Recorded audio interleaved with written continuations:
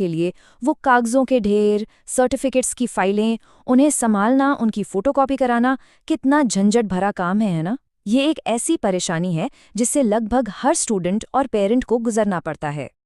लेकिन अब लगता है कि इस पूरी प्रक्रिया को बदलने के लिए एक बहुत बड़ा कदम उठाया जा रहा है। भारत के एजुकेशन सिस्टम को एक डिजिटल अपग्रेड मिल रहा है जो शायद इस कागजी कार्यवाही को हमेशा के लिए खत्म कर दे। तो इसका समाधान क्या है? इसका समाधान है एक छात्र एक आईडी का कॉन्सेप्ट। मतलब एक ऐसा आइडिया जो हर स्टूडेंट की पूरी एकेडमिक जर्नी को एक ही जगह पर ले आएगा।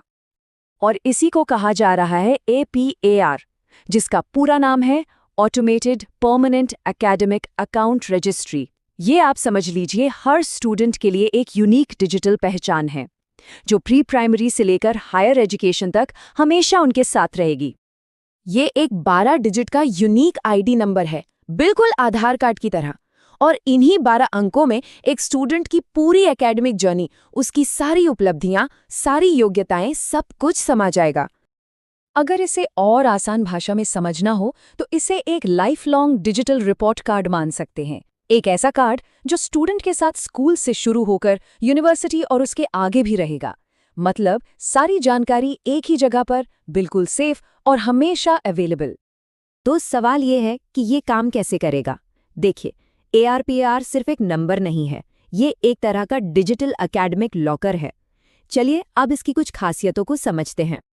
ये जो पहल है ये सरकार की नेशनल एजुकेशन पॉलिसी यानी NEP 2020 का एक बहुत अहम हिस्सा है और इसे 5 साल से ज़्यादा उम्र के सभी स्टूडेंट्स के लिए बनाया गया है।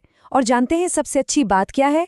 इसे और भी पावरफुल बनाने के लिए इसे डिजीलॉकर और एकेडमिक बैंक ऑफ क्रेडिट्स यानी ABC जैसे मौजूदा डिजिटल सिस्टम से सीधे लिंक कर दिया गया है। अब आप सोच रहे होंगे ये डिजीलॉकर क्या है? तो देखिए, ये सरकार का एक डिजिटल वॉलेट है, एक सिक्योर ऐप जहां हम सब अपना आधार कार्ड, ड्राइविंग लाइसेंस जैसे ज़रूरी डॉक्यूमेंट्स रखते हैं, है ना? बस अब इसी में APR ID को भी जोड़ा गया है। इससे होगा ये कि इसे कहीं से भी कभी भी एक्सेस करना बहुत आसान हो जाएगा।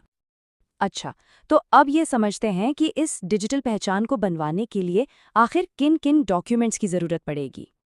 तो देखिए, इसके लिए कुछ चीज़ें तैयार रखनी होंगी, जैसे बच्चे और पेरेंट्स दोनों का आधार कार्ड, स्टूडेंट का बर्थ सर्टिफिकेट, एक रीसेंट फोटो, एक एक्टिव मोबाइल नंबर और हाँ, पेरेंट्स की तरफ से एक कंसेंट डिक्लेरेशन भी।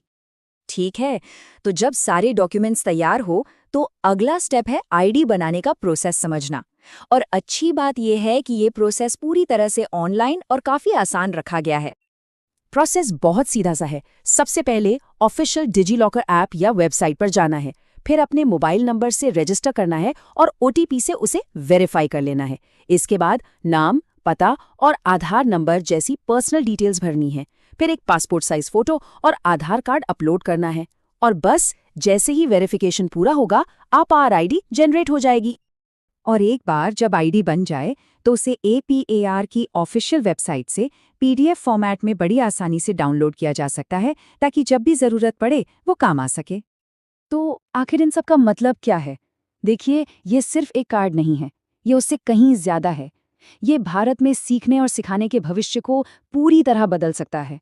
और तो और जो स्टूडेंट्स एक राज्य से दूसरे राज्य में जाते हैं उनके लिए भी ये प्रक्रिया को बहुत आसान बना सकता है। जैसा कि कहा जा रहा है, ये एजुकेशनल रिकॉर्ड्स को डिजिटली वेरीफाई करने का एक बहुत ज़रूरी टूल है। इसका मतलब ये हुआ कि अब इंस्टीट्यूट्स के लिए डॉक्यूमेंट्स असली हैं या नहीं, ये चेक करना बहुत तेज़ और आसान हो जाएगा। इससे फ्रॉड के चांस कम होंगे और एडमिशन से लेकर स्कॉलरशिप तक पूरे प्रोसेस में ट्रांसपेरेंसी आएगी। तो कुल मिलाकर बात यह है कि इस एक सिंगल आईडी का मकसद भारत के हर स्टूडेंट के लिए एक आसान, सुरक्षित और जुड़ा हुआ एजुकेशनल सफ़र बनाना है। इससे सिर्फ स्टूडेंट्स को ही फायदा नहीं होगा, बल्कि जो पॉलिसी मेकर्स हैं उन्हें भी एजुकेशन के लेवल को समझने और उसे बेहतर बनाने में मदद मिलेगी।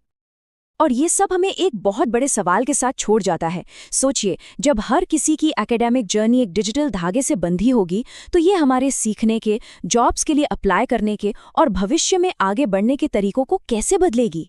इस बारे में सोचना वाकई में काफ़ी दिलचस्प है।